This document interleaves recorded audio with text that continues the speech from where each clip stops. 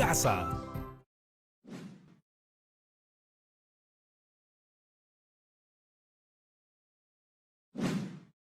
Bienvenidas y bienvenidos a Aprendo en Casa. Esta es una iniciativa del Ministerio de Educación creada para que puedan seguir aprendiendo de forma segura, divertida y útil desde sus hogares. Está dirigida a todas las niñas y niños de tercer y cuarto grado de primaria. Y también los invito a que motiven a sus familiares a acompañarnos, porque aprender en conjunto siempre es más divertido. Hola, niñas y niños de la red. ¿Cómo han estado? La semana pasada aprendimos qué significa el Bicentenario. Recorrimos la ruta para la proclamación de la independencia y descubrimos algunos logros relacionados con la libertad, la educación, el derecho al voto femenino, los derechos del niño, el himno del Bicentenario, entre otros. Durante la presente semana continuaremos indagando para dar respuesta a la pregunta: ¿cuáles son los logros alcanzados durante estos 200 años de independencia de nuestro país? ¿Y cuáles están pendientes de alcanzarse en beneficio de todas y todos? Así podremos participar con nuestras opiniones en la conmemoración del Bicentenario de nuestro país. Buscando información, encontré fotos de un paseo muy lindo por Lima que hice antes de la pandemia. ¿Conocen este parque? Les cuento que a través de la historia de este famoso parque conoceremos un poco más sobre la historia de nuestro país y algunos cambios que se dieron por la migración interna en estos 200 años de independencia. ¡Hola, Techi! ¡Hola, Valentín! Ay, ¿qué estabas haciendo, Techi? Estaba viendo estas fotos tan lindas de un paseo que hice al Parque de la Muralla. Ah, yo también he ido a ese parque cuando visité Lima hace algún tiempo. ¿Sabes qué recuerdo de mi paseo por el Parque de la Muralla? ¿Qué cosa, Techi? Que nos contaron que fue construido en un lugar donde antes había una gran muralla que rodeaba Lima. ¿Te imaginas vivir en una ciudad amurallada? ¡Ay, no! ¿Cómo habrá sido? De hecho, durante 200 años, Lima fue una ciudad rodeada de murallas. Desde la época de la colonia hasta 50 años después de la independencia. ¿Por qué construyeron esas murallas? ¿Quiénes las hicieron? ¡Ay! ¿Cómo las hicieron? ¿Por qué se destruyeron? ¡Ay! Tengo muchas preguntas, Techi. Ay, sí, investiguemos más, Techi. Ahora que recuerdo, cuando fui de paseo por el Parque de la Muralla con mi familia, nos contaron algo que llamó mi atención. Nos dijeron que la construyeron para impedir que los piratas llegados por el mar pudieran ingresar a robar y asustar a los habitantes de la ciudad de Lima en aquella época. ¿Piratas? Escuché que nunca habían llegado los piratas a la ciudad de Lima. Solo llegaron al puerto del Callao. Sí. Pero los limeños de aquellos tiempos creían que en algún momento entrarían a Lima y por eso hicieron lo posible por construir una muralla para protegerse de ellos. ¿Piratas? ¿Murallas? ¡Oh! ¡Qué interesante! ¿Qué tal si llamamos a nuestro querido Héctor Gallo de la Roca para que nos cuente un poco más? Muy bien, Macabot, ¿podrías contactarnos con nuestro querido superaliado Héctor Gallo de la Roca? ¡Oh! ¡Santas plumas de cóndor! ¡Qué gusto verlos, Techi y Valentín! ¡Qué gusto verte, Héctor! Te llamamos porque estamos hablando sobre el Parque de la Muralla en Lima. Y queríamos saber si podías contarnos más detalles sobre la historia de esa gran muralla, porque quisiéramos aprender más sobre los lugares históricos de nuestro país. ¡Por supuesto! ¡Genial! Valentín me contaba que la construyeron para evitar que los piratas invadan Lima y no roben las riquezas de la ciudad. Pero yo tenía entendido que los piratas nunca llegaron a Lima. ¡Oh! ¡Santas plumas de gallito de las rocas! ¡Oh, Valentín está en lo cierto! Uno de los primeros en llegar al Callao fue el famoso corsario Francis Drake, quien saqueó los barcos y puertos que se le atravesaron en el camino. Luego llegaría el pirata Thomas Cavendish, quien llegó a Paracas enviando un mensaje de ataque hacia el Callao. Sin embargo, no continuó con lo planeado y se dirigió hacia el norte. La última vez que se vio un pirata en el Perú fue en el puerto de Arica en 1680. A partir de esto, los limeños sintieron mucho miedo de que los piratas volvieran al Perú y atacaran Lima, ya que esta ciudad era una de las más ricas de la colonia, por ser la capital del virreinato.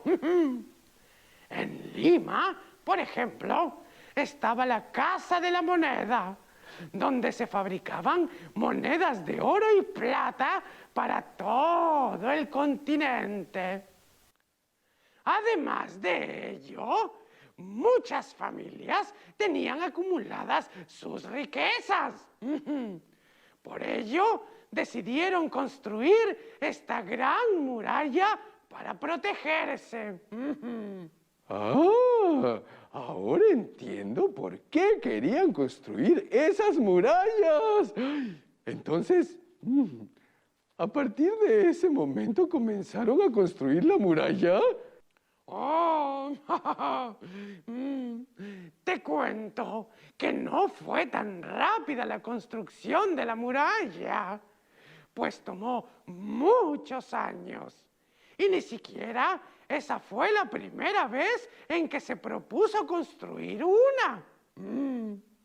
En 1537, Francisco Pizarro solicitó a la corona la construcción de esta muralla para proteger a Lima de ataques piratas y rebeliones. Pero la corona rechazó su pedido.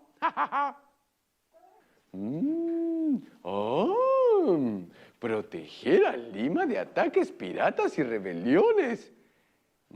¿Qué rebeliones había en esa época? Aparte del peligro de los piratas, en esa época los españoles y los incas aún peleaban por obtener el poder de nuestros territorios del Tahuantinsuyo. Eso pasó con Manco Inca, que se rebeló contra los españoles por querer recuperar el Tahuantinsuyo y llegó a rodear Lima en 1536. Entonces, los españoles que vivían en Lima tenían mucho miedo a los piratas y también a las rebeliones, pero tardaron mucho en construir su muralla para protegerse. Así es, mi estimada. Recién pudieron empezar a construirla en 1684, durante el gobierno del virrey Melchor de Navarra y Rocaful. ¡Wow! ¡Ay, Héctor! Eso fue hace casi 400 años. ¿Cuánto tiempo ha pasado?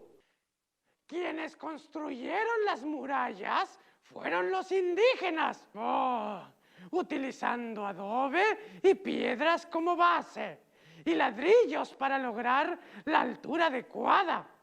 ¿Y sabes cuánto tardaron en levantar la muralla? ¿Puedes imaginar cuánto medían, querido Valentín?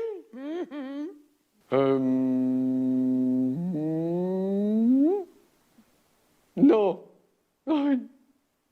Bueno, se dice que las murallas fueron construidas aproximadamente entre los años 1684 a 1687. Al terminar la construcción, la muralla medía 5 metros de alto y tenía 10 puertas. ¡Ay! Cuando fui al parque, vi una gran muralla. Era enorme. ¡Ay! ¡Qué grande era! ¡Ay! Grande e imponente. Pero al final esta muralla nunca fue atacada por ningún pirata, corsario o rebelde alguno. Entonces las riquezas de los pobladores que vivían en la ciudad de Lima estaban a salvo. Bueno, en realidad solo unos pocos eran ricos, porque también estaban los mestizos, los esclavos y los indígenas. Estos últimos eran explotados y además muy pobres. ¡Guau, Héctor! ¿Y quiénes eran los limeños que tenían tantas riquezas? Por lo general, eran los principales comerciantes españoles y criollos. En cambio, los indígenas y esclavos vivían en un lugar que estaba amurallado y se llamaba Cercado de Indios. Héctor, cuando fui al Parque de la Muralla, vi algunos restos de la muralla. ¿Qué pasó con ella? La muralla sobrevivió a la época de la independencia, pero con el tiempo se convirtió en un obstáculo, porque Lima empezó a crecer y crecer. ¡Ah, claro! Y seguro las murallas impedían que se construyan más casas. Así es. Además, las murallas ocasionaban que la basura se acumulara y que la ventilación de la ciudad no sea adecuada frente a las pestes o enfermedades de la época. Y es así que todo llegó a su fin en 1868. Lima sufrió una epidemia de fiebre amarilla y muchos culparon a la muralla por no permitir la circulación del aire. ¡Y ¡pum! La derribaron. ¡Exacto, Valentín! El mismo año de la epidemia, en 1868, el presidente José Balta mandó derribarla. Pero imagínate, derribar la muralla no fue fácil. Duró alrededor de 4 años. ¡Ay! Pero no toda la muralla fue derribada. Quedaron algunos restos como recuerdo del pasado. ¡Ay! Héctor nos ha contado que Lima creció mucho. ¿Cuánto ha crecido en estos 200 años? ¡Santas plumas! ¡Muchísimo! Una vez derribada la muralla, Lima creció muy rápido. En estos 200 años, Lima pasó por muchos cambios, querida Techi. No solo aumentó la cantidad de personas, sino que también hubo cambios en los modos de vida, en las costumbres Y muchos de estos cambios fueron a causa de las migraciones del campo a la ciudad. Oh, yo quiero saber sobre eso.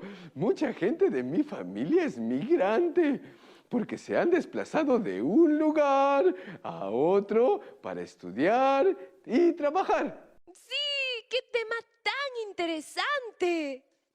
Pero me parece que es momento de tomarnos un pequeño descanso.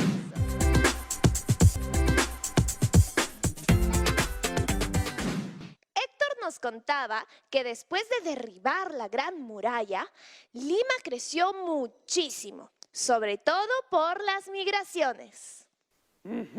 Así es. Pero antes de seguir contándoles, creo que mejor vemos este video sobre un personaje muy importante que representa de excelente manera la migración del campo a la ciudad de Lima en los años 50. Macabot, ¿me ayudarías a proyectarlo?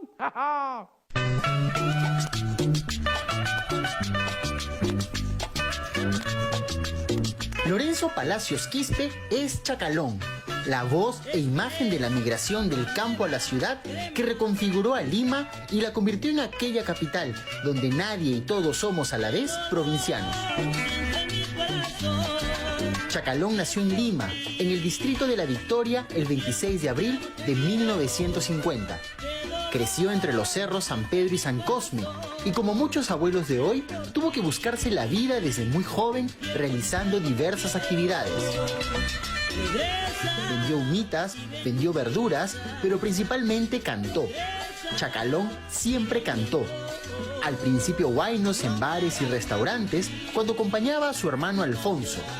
Alfonso era chacal. Fue zapatero a los 15 después de dejar el colegio. Se enamoró de Dora, su esposa, y a los 18 fue papá por primera vez. Fue en 1978 cuando fundó, junto a José Luis Carvalho, La Nueva Crema, el grupo con el que convocaría semanalmente a miles de seguidores, los que bajaban de los cerros para verlo en la Carpa Grau. ¡Ay, me encanta la música de Chacalón! Además, sus canciones me hacen recordar a mis abuelitos. A ellos les encantaba escucharlo. ¡Ay! Por las coloridas plumas del guacamayo. ¡Claro! Dan muchas ganas de bailar cuando uno escucha su música. Además, como pudimos ver en el video, su música representa el sentimiento de las y los ciudadanos que emigraron del campo a la ciudad pasando muchas dificultades. Recuerdo que hace algún tiempo también hablábamos de la migración. La migración es cuando las personas se desplazan de su lugar de origen a otro distinto, con la finalidad de mejorar sus condiciones de vida o buscar progresar. Así es, querida Techi. En los años 50, en el Perú, ocurrió un fenómeno llamado migración interna, donde muchas personas de diferentes departamentos del Perú salieron de sus lugares de origen para irse a vivir a la capital, buscando un futuro mejor. Por eso se le conoció como migración del campo a la ciudad. Escuchen, Macabot me ha dado un gran dato. ¿Sabían que en 1950 Lima tenía 1 millón de habitantes y ahora, según el último censo, tiene casi 10 millones? Es que la población ha crecido como consecuencia de la migración. Como mi hermano. Él es una de las tantas personas que migró por un futuro mejor para poder seguir sus estudios universitarios. Sí, mi hermano José viajó a Lima para estudiar en la universidad hace muchos años. y se quedó a vivir en la casa de mis tíos en Villa El Salvador. Mis tíos le contaron que antes Villa El Salvador no existía, que era un arenal y que poco a poco se fue poblando, hasta convertirse hoy en uno de los distritos más grandes de Lima. Macabot encontró estas fotos de cómo era antes Villa El Salvador y cómo es ahora. En estas fotos podemos ver los inicios del distrito de Villa El Salvador en 1971 y una foto del mismo distrito en la actualidad. ¿Y cómo así cambió? Es que en 1971 un grupo de personas migrantes de las distintas regiones del país llegaron y comenzaron a construir sus casas en unos terrenos desiertos ubicados en Pamplona. Lo llamaron Villa El Salvador. A lo largo de estos años se convirtió en un distrito y con el pasar del tiempo lograron instalar servicios básicos y, gracias al esfuerzo y trabajo de sus habitantes, Villa El Salvador se modernizó y se convirtió en el gran distrito que ahora conocemos. En estos 200 años, el Perú ha cambiado mucho, ¿no es así? Eso es muy cierto, Valentín. La mayoría de la población del Perú vivía en el campo. Pero durante estos 200 años, muchas familias han migrado a la ciudad. Y no solo a la ciudad de Lima. Muchas ciudades de otras regiones también han crecido mucho. Como por ejemplo, tu querido Ayacucho, Valentín. Las ciudades seguirán creciendo. Así es. Y con el crecimiento de las ciudades también se enriquecen nuestros saberes y nuestra cultura. Por ejemplo, Chacalón difundió la música chicha, llamada así por ser una fusión entre la música andina y la música de la ciudad. ¡Uy! ¡Qué interesante saber que la música también puede expresar la mezcla de culturas! Por ello es importante el diálogo, el respeto y la tolerancia frente a las diversas maneras de ser y vivir. Majestuosas plumas de pavo real. Claro que sí, Techi. La convivencia es muy importante y eso implica conocernos, dialogar, respetarnos y ser tolerantes con los demás. ¡Qué buen mensaje, querido Héctor! Y justo es el momento preciso para despedirnos por el día de hoy. Muchas gracias por acompañarnos, querido Héctor. Siempre es un placer compartir con ustedes. ¡Ay! Y las niñas y los niños de la red. Me voy volando. Yo también me voy, Techi. Estas semanas estamos viendo los cambios por los que ha pasado nuestro país desde la independencia. ¿Qué creen ustedes que aún falta por lograr? Hoy vimos cómo ha ido cambiando nuestro país por diversas causas, como la migración, pero aún queda por saber mucho más. ¡Nos vemos pronto!